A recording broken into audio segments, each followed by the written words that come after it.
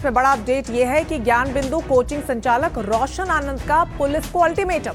Police को दोपहर 12 बजे तक का उन्होंने वक्त दिया है और कहा है कि खान सर पर केस दर्ज नहीं किएंगे तो प्रदर्शन हम करेंगे। फैजल खान उर्फ खान सर पर हत्या का आरोप लगाया है। रोशन सर ने भाई प्रिंस की नेपाल में हत्या का आरोप उन पर लगाया है। खान सर पर केस दर्ज करने को लेकर कल रात धरना दिया था। कदम कुआं थाने के बाहर 5 घंटे धरने पर बैठे। खान सर के खिलाफ केस दर्ज कराने पर वो अड़े हुए हैं। प्रशासन के समझाने के बावजूद थाने के बाहर से हटे नहीं हैं और आज 12 बजे तक अगर एफआईआर नहीं होती है तो कोर्ट जाएंगे, उन्होंने ऐसा कहा है। बता दें कि 13 जून को नेपाल के विराटनगर के एक होटल में रोशन आनंद के भाई प्रिंस यादव की लाश मिली थी। प्रिंस की आंख पर चोट के निशान थे। सोमवार को सहरसा में प्रिंस का अंतिम संस्कार किया गया। इधर खान सर का कहना है कि प्रिंस की हत्या नहीं हुई है, वो पहले से बीमार था।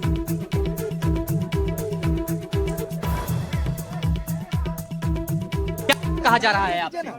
प्रशासन जो है, देखिए, झूठी एफआईआर में 4 घंटा के भीतर हमें अरेस्ट करके जेल भेज दिया गया।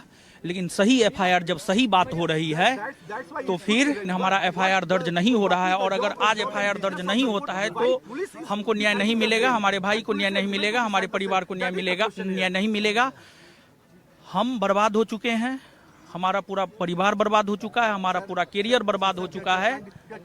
लेकिन फिर भी प्रशासन हमारे साथ न्याय नहीं कर रही है। लेकिन फिर भी बिहार की डबल इंजन सरकार और न्यायपालिका पर हमें भरोसा है। आपको लग रहा है किसी दबाव में ये हो रहा है? हमें संतुष्ट नहीं किया और उन्होंने जो भी आधार बताया उसके एवज में हमने BNS 198 उन्होंने एक आधार बताया, उसका जवाब है BNS 198, 199 और BNS 1 क्लाउज 4, जिसमें इस बात का जिक्र है कि ये एफआईआर दर्ज किया जा सकता है। आपने अपनी भाई की हत्या की साजिश का आरोप लगाया है खान सर पर और ये अभी एफआईआर नहीं ले रहे हैं। क्या आपको लग रहा है कि किसी दबाव में पुलिस ये काम कर रही है? प्रतीक तो ऐसा ही होता है, प्रतीक तो ऐसा ही हो रहा है। माननीय राज्यसभा सांसद महोदय संजय झा सर ने हमें भरोसा दिलाया है कि हमें न्याय मिलेगा। लेकिन अब देखिए आगे क्या होता है। आपने जो अपनी हत्या की साजिश का आरोप लगाया था कि जेल में आपकी हत्या की भी साजिश रची जा रही थी, उस बारे में क्या कहा पुलिस ने? अभी क्या उस पर एफआईआर करने को पुलिस तैयार थी? नहीं, उसको भी एक आधार बना करके जो है ये किया गया है, लेकिन उसका भी जवाब हमने दिया। तो ज्ञान बिंदु के संचालक रोशन आनंद को आप सुन रहे थे। वो अड़े हुए हैं अपनी मांगों को लेकर। वो ये कह रहे हैं कि आज दोपहर 12 बजे तक अगर खान सर और फैजल खान पर अगर एफआईआर नहीं होती है तो वो कोर्ट जाएंगे। वो लगातार इस बात का जिक्र कर रहे हैं कि कैसे एक फायरिंग के मामले से उनका करियर बर्बाद हो गया, उनका परिवार तबाह हो गया और उनके भाई की संदिग्ध परिस्थितियों में जो मौत हुई है उसका सीधा इल्जाम वो खान सर पर लगा रहे हैं। तो वहीं दूसरी तरफ खान सर का ये कहना है कि पहले से रोशन आनंद का भाई बीमार चल रहा था और उसकी हत्या नहीं हुई है। इस पूरे मामले के घटनाक्रम की अलग अलग तस्वीरें आपको दिखा रहे हैं हमारे संवाददाता रमन राय हमारे साथ जुड़ गए इस पूरी खबर पर ज्यादा जानकारी के साथ। रमन, लगातार आप वहां पर बने हुए हैं, रोशन आनंद से भी आपने बातचीत की है। अब फिलहाल क्या कुछ तस्वीरें देखने को मिल रही है?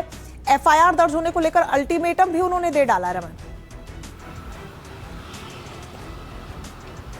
जी बिल्कुल, देखिए ये मामला पूरी तरीके से अब कोर्ट में जाने वाला है दोबारा से, क्योंकि जिस तरीके से कल रोशन आनंद पहुंचे थे कदम कुआं थाना, खान सर और जो कोल्ड स्टोरेज के मालिक है RS प्रसाद, उनके ऊपर गंभीर आरोप रोशन आनंद ने लगाया है कि इन लोगों ने मिलकर उनके भाई की हत्या करवाई है।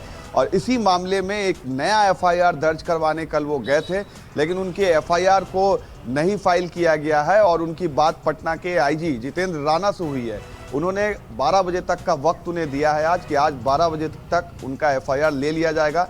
अगर 12 बजे तक एफआईआर नहीं लॉन्च होगा तो फिर उसके बाद रोशन आनंद कोर्ट जाएंगे, क्योंकि उन्होंने कल कहा है कि अब उन्हें न्यायपालिका पर भरोसा है। साथ ही साथ उन्होंने बिहार की जो नई सरकार है सम्राट चौधरी, उस पर भी भरोसा जताते हुए कहा है कि इस मामले में उन्हें इंसाफ मिलेगा। हालांकि खान सर कई दिनों से मीडिया के सामने नहीं आए हैं और ना मीडिया से उन्होंने बातचीत की है। और लगातार जो तमाम बड़े आरोप रोशन आनंद की तरफ से लगाए जा रहे हैं उसको लेकर अब पुलिस का क्या टेक होता है देखना दिलचस्प होगा। आप नजर बनाए रखिएगा। फिलहाल बहुत शुक्रिया आपका।